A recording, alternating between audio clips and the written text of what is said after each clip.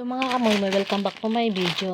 Ito guys, nabili ko lang to sa TikTok. Maganda siyang lagayan ng ano mo, kung ano-ano. Wait lang, bubuksan ko lang.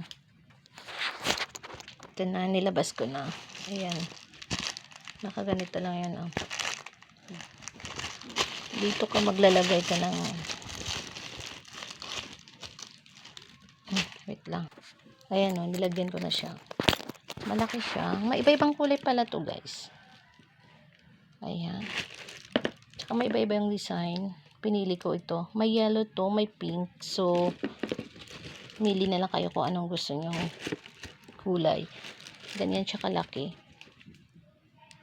Ayan. Kaya siyang lalagyan ng lunchbox na malaki. Malaki pa yan oh. May kasya pa siya dito. Kung may mga iPhone ka or iPad, dito lalagay. Tapos, dito lalagyan mo ng tumbler. Yan. Ayan, di ba? Dinadala-dala ko to pag pumapasok ako. Pero, yellow ang ginagamit ko.